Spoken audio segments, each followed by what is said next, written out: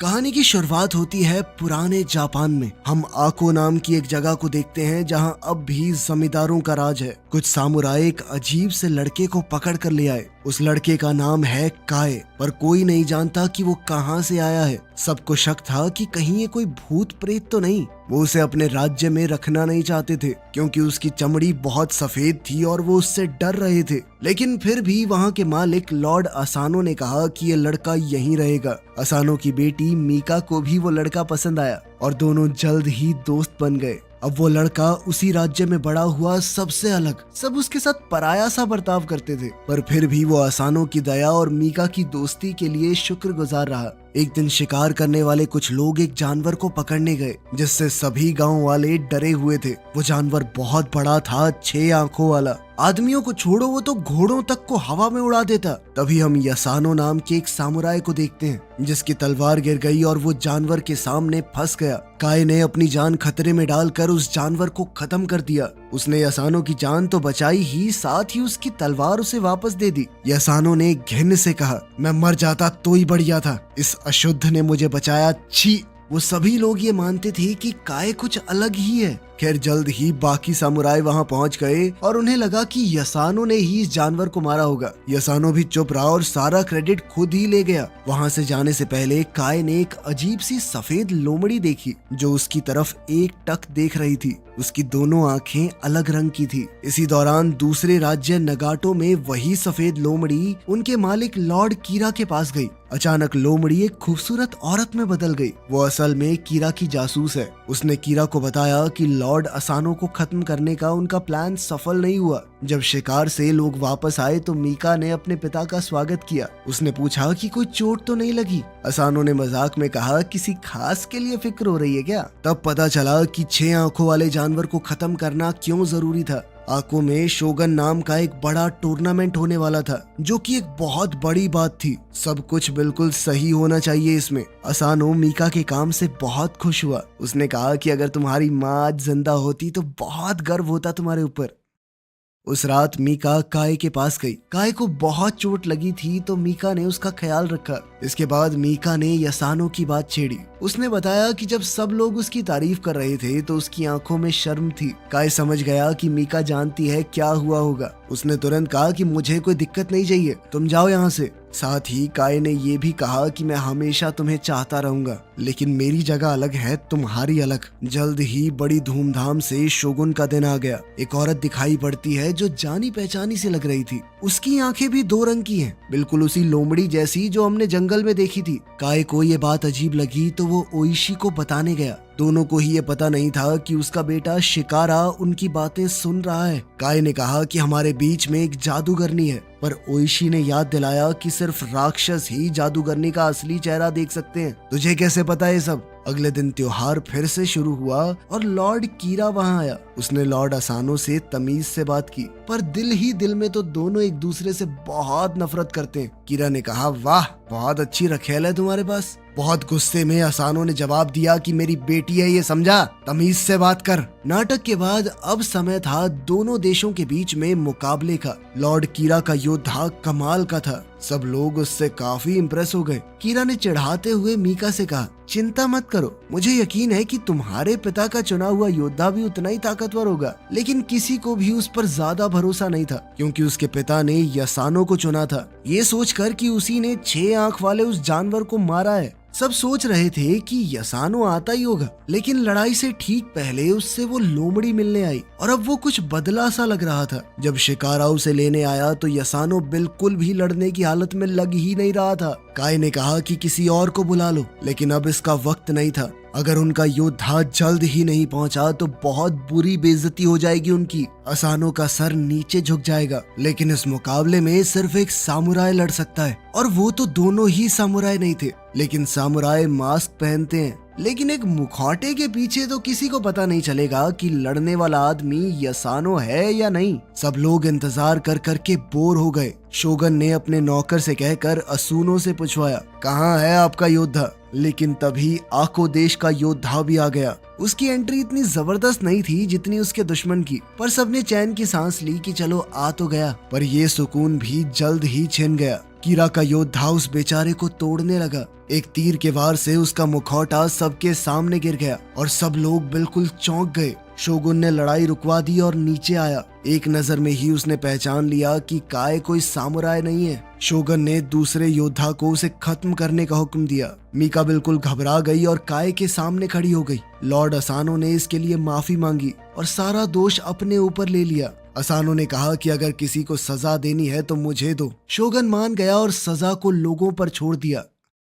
उसी दिन शाम के समय लॉर्ड कीरा के सामने जादूगरनी अपना प्लान बता रही थी कि कैसे वो आको का पूरा इलाका लॉर्ड अकानो से हथिया लेगी। उसने कहा कि वक्त बिल्कुल सही है। अकानो के सर पर इस वक्त बहुत बोझ है। उसने अपने जादू से एक मकड़ी को पैदा किया। सोचो कितनी आंखें थी उसकी। हाँ, फिर से 6 आंखों वाला वो डरावना जानवर। अब समझ आया कि वो पहले वाला जानवर कहाँ से आया था। वो मकड़ी उसके होठों के पास चली और असानो को एक जहरीले डंक से बीमार कर दिया। असानो जागा और उसे भ्रम हुआ कि कीरा मीका के ऊपर हमला कर रहा है। उसने तलवार उठाई अपनी बेटी को बचाने के लिए, पर ये सब तो उसके दिमाग में चल रहा था। लेकिन जो हमला उसने कीरा पर किया वो सबको दिखाई दिया। सामुराई दौड़ते हुए उसे रोकने के लिए आए और कीरा ने बेचारा बनने का नाटक किया। इस घटना के लिए असानो को मौत की सजा दे दी गई क्योंकि उसने एक मेहमान के ऊपर वार किया था, पर अपनी इज्जत और रुतबे की वजह से उसे काम खुद करने का मौका दिया गया। बाद में असानो ने ओइशी से कहा कि ये फांसी से कहीं बेहतर है। ओइशी ने कहा कि ये गलत है,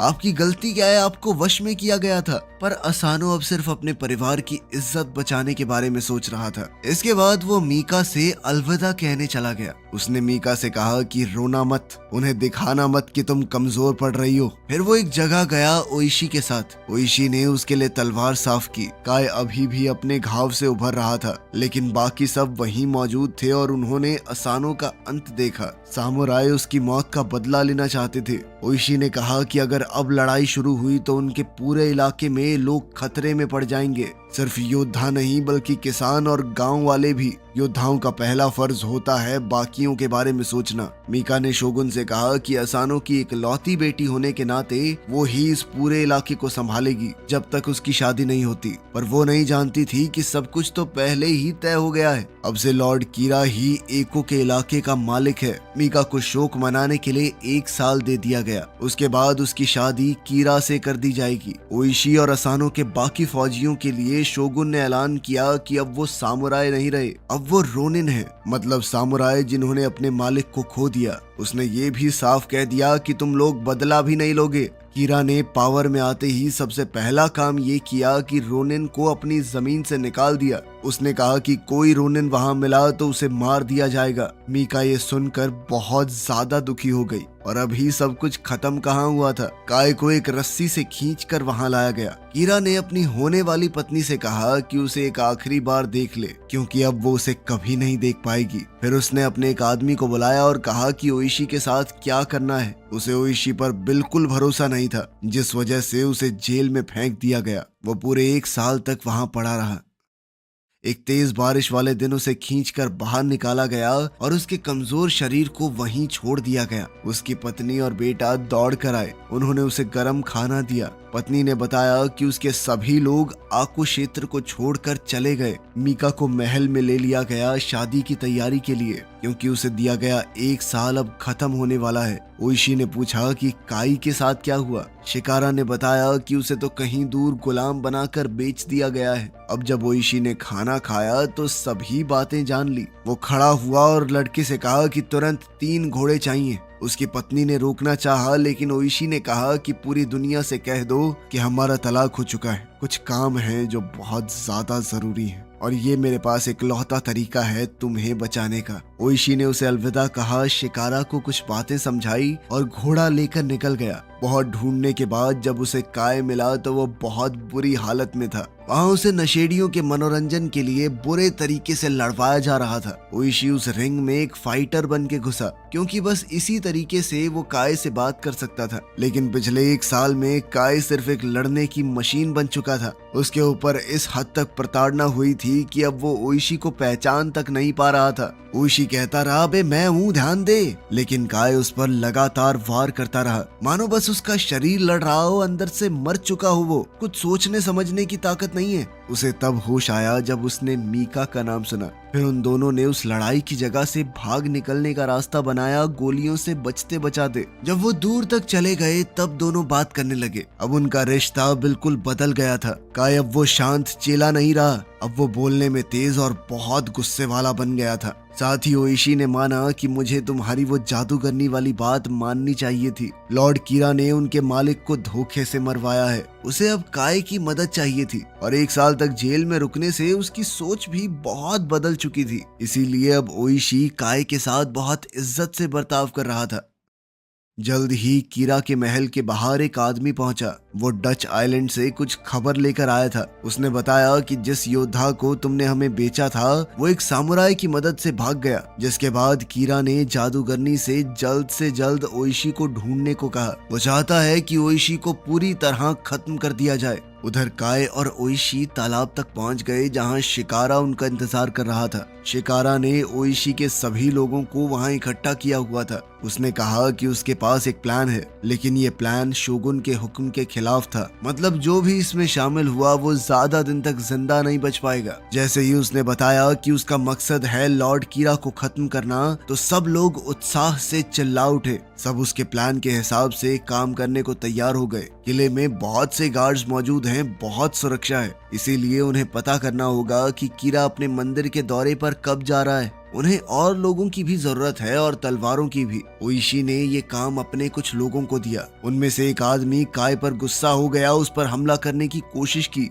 ये कहते हुए कि वो एक सामुराई नहीं है। ओइशी ने उसे रोका और कहा कि तुम भी नहीं हो, हम में से कोई सामुराई नहीं है अब। फिर हर एक टीम अपने अपने काम पर चली गई। जल्द ही ओइशी और काय यूत्सु नाम की एक जगह पर पहुंचे, जो कि तलवार बनाने वालों का एक गांव था। वो जगह ऐसी लग रही थी मानो कोई सुनसान नगरी हो। एक भी आदमी नहीं दिख रहा था। जैसे ही उन्होंने कुछ सिपाही देखे तो ओइशी ने कहा कि जी हम तो किसान हैं, कुछ औजार खरीदने आए थे। सिपाही ने कहा कि अब ये लॉर्ड कीरा का गांव है। सैनिकों ने शिकारा के हाथ देखकर ये कहा कि ये किसान के हाथ तो नहीं लगते। काय समझ गया कि क्या होने वाला है और उसने तुरंत उन फौजियों के ऊपर हमला बोल दिया। उसने सबको इतनी जल्दी खत्म कर दिया कि बचे हुए लोग बहुत ज्यादा डर गए। उन्होंने मरे हुए सिपाहियों की तलवारें उठानी शुरू की। अब तक ये साफ हो गया था कि कीरा ने पूरा इलाका जीत लिया है और अब उन्हें वहां से हथियार नहीं मिलेंगे। तब काय ने अपना राज ओइशी को बताया। उसने कहा कि हम तेंग्यू जंगल में हथियार ढूंढ सकते हैं जहां मैं भूत प्रेतों के बीच पला हूं। उसने कसम भी खाई कि वो कभी उनका दिया हुआ जादू इस्तेमाल नहीं करेगा। ओइशी को उसकी भूत प्रेतों वाली बातें पसंद नहीं आई, लेकिन उसके पास कोई दूसरा चारा भी नहीं था। बदला तो उसे किसी भी हाल में लेना था। तभी उनका एक आदमी लॉर्ड कीरा के अगले दौरे की जानकारी लेकर आया, लेकिन अचानक वो एक सुंदर लड़की से मिला और उधर ही उलझ गया। उसकी आंखें बहुत अलग थी। उसने पूछा, तुम्हारा नाम क्या है? उधर ओइशी के लोग संभल कर जंगल में घुसे। उन्होंने उत्तर दिशा के बारे में पूछा और काई ने कहा कि वहां भूत हैं। इसके बाद ओइशी और काई एक अंधेरी गुफा में घुस गए, जबकि बाकी लोग बाहर ही रुके हुए थे। अगर बहुत से लोग एक साथ गए तो भूत प्रेत नाराज हो जाते हैं। काय ने ओइशी को कहा कि कुछ भी हो जाए लेकिन अपनी तलवार मत निकालना, ध्यान रखना चाहे कुछ भी हो जाए। उधर गुफा के बाहर खड़े रोनिन आपस में बातचीत करने लगे। वो ये समझ नहीं पा रहे थे कि आखिर ओइशी को काय के ऊपर इतना भरोसा क्यों है। थोड़ी बातचीत के बाद उन्होंने फैसला लिया कि हमें काय के ऊपर भरोसा नहीं है। अगर उसने अंदर ले जाकर ओइशी को मरवा दिया तो। अब वो लोग भी गुफा के अंदर जाने को तैयार हो गए, जो कि उन्हें किसी भी हालत में करने से मना किया गया था। उधर काय एक अंदर वाले कमरे में अकेला गया। जल्दी ही एक अजीब सा दिखने वाला आदमी उसके पास आया। वो और काय बाहर की दुनिया के बारे में बातचीत करने लगे कि किस तरह काय जैसे लोगों के साथ बुरा बर्ताव किया जाता है। उसे भी तो मौके मौके पर गंदा खून कहा गया, हर जगह से ठुकराया गया बिना किसी गलती के। लेकिन यहाँ प्रेतों की दुनिया में उसके साथ कुछ गलत नहीं हुआ, उसे अपनाया गया। वहीं बाहर के कमरे में ओइशी अपने लोगों की नफरत देखकर हैरान हो गया। सभी लोग शौक में थे। फिर यसानो ने बिना वजह अपनी तलवार खींच ली। उसने एक अजीब सी लड़ाई शुरू कर दी और ओइशी के दिमाग में एक आवाज चलने लगी। वो बार बार यही कह रही थी कि तलवार निकाल और अपने लोगों को बचा। वो बेचैन होकर बिना तलवार की मदद करने की कोशिश करता रहा, पर उसके लोग एक एक करके गिरते रहे। तभी काय ने उस तलवार की मांग की जो उन दोनों के बीच गड़ी हुई थी। भूत ने कहा कि हाँ जरूर ले सकते हो, लेकिन सिर्फ एक शर्त पर, मुझसे पहले इसे पकड़ के दिखाओ। दोनों हवा में एक दूसरे की तरफ उड़े, पर काय बहुत तेज था। उस भूत को ये देखकर बहुत खुशी हुई कि काय में अब भी उतनी ही तेजी है। उधर दूसरे कमरे में सब कुछ उल्टा पुल्टा हो रहा था। ओइशी के लोग कभी गुफा में आए ही नहीं थे। ये सब सिर्फ उसका भ्रम था। ये ओइशी की लगन और भरोसे की एक परीक्षा थी। जब काय वापस आया तो उसके पास कई तलवारें थी। अब सभी रोनिन वापस आको के बाहर आ गए। इसोगाई वहीं पर था और उसने कहा कि लॉर्ड कीरा आज रात किला छोड़ने वाला है। ओइशी ने उसका संदेश तो ले लिया, लेकिन इस बात पर ध्यान नहीं दिया कि इसोगाई की आंखें धुंधली हो गई थी। शिकारा भी लड़ाई में शामिल होना चाहता था, पर उसके पिता ने मना कर दिया, जिसके बाद वो एक बूढ़े आदमी के साथ पीछे रुक गया। रात का समय हुआ और रोनिन चुपके से जाल में घुस गए। एक बहुत ही लंबे बालों वाला इंसान पूजा कर रहा था। उसे बस ओइशी के पास आने का इंतजार था। फिर अचानक उसने पलट कर देखा, ये वही जादूगरनी है। उसके हाथ के एक इशारे से आसपास आग लग गई। बहुत लोग मारे गए, कुछ रोनिन बुरी तरह घायल हो गए। किले में जादूगरनी ने लॉर्ड कीरा को एक तलवार दी और कहा कि ये पहले ओइशी की थी। फिर उसने मीका को चिढ़ाते हुए बताया कि कैसे मैंने अकेले तुम्हारे बाप की बची खुची फौज को भी खत्म कर दिया। उनकी बातचीत के दौरान जादूगरनी ने अपना एक खंजर मीका के पास ही छोड़ दिया, जिसके बाद मीका को एक आइडिया सूझा। उधर रोनिन के कैंप में हमें पता चला कि जादूगरनी गलत थी।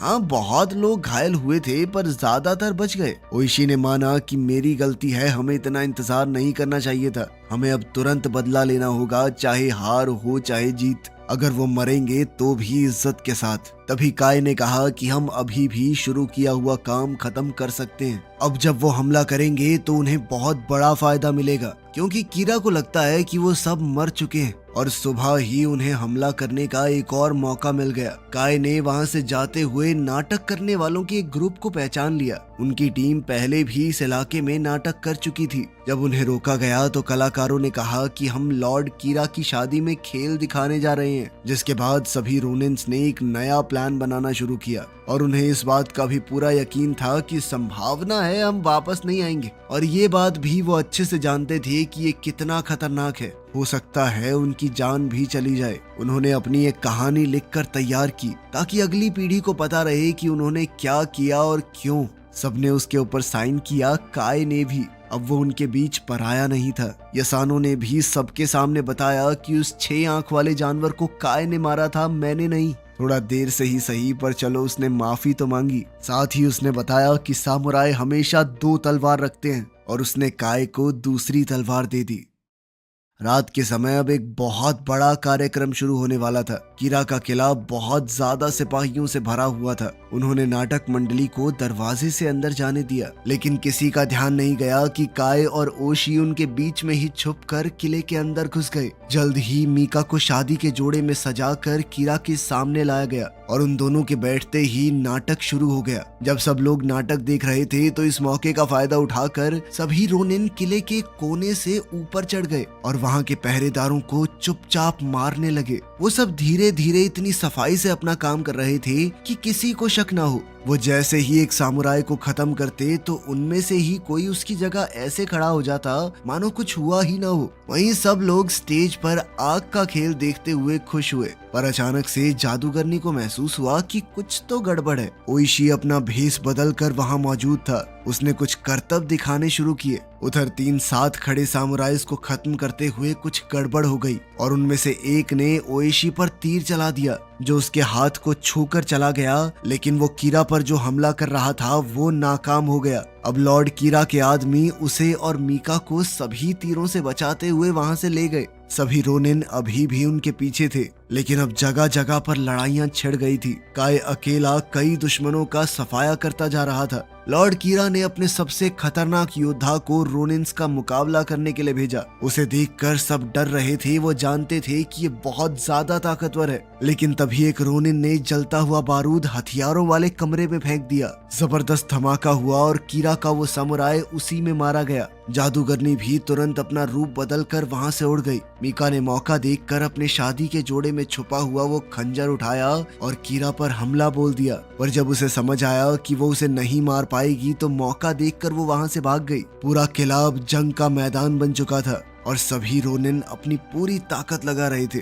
कुछ देर बाद काई और मीका एक दूसरे से मिले। जैसे ही काई ने कहा कि अब कोई हमें अलग नहीं कर सकता, जादूगरनी वापस आ गई। जल्द ही वो अपने जादू से एक बड़े ड्रैगन में बदल गई। लेकिन काय ने कहा कि मैं नहीं डरता तुझसे। उसने काय पर आग से हमला किया, लेकिन उस खास तलवार की मदद से काय ने उसके हर एक हमले को रोक दिया और उस पर लगातार पलटवार करता रहा। उधर ओइशी और कीरा के बीच अब सिर्फ एक पतली सी दीवार बची थी। दोनों ने एक दूसरे पर हमला करते हुए उसे तोड़ दिया। उन दोनों के बीच एक जबरदस्त लड़ाई छिड़ गई। दोनों एक से बढ़कर एक थे। वहीं जादूगरनी से लड़ते हुए काय की तलवार उससे छूट गई। पर जैसे ही वो ड्रैगन मीका पर हमला करने के लिए आगे बढ़ा तो काय ने तुरंत अपनी छुपी हुई शक्तियों का इस्तेमाल करके तलवार उठाई और ड्रैगन पर जबरदस्त वार किया। ड्रैगन नीचे गिर पड़ा और धीरे धीरे जादूगरनी में बदलने लगा। ये हमला इतना खतरनाक था कि जादूगरनी ने दम तोड़ दिया। वहीं किले के अंदर ओइशी ने भी कीरा को हरा दिया और आखिर में उसका सर काटकर सबके सामने पहुंचा,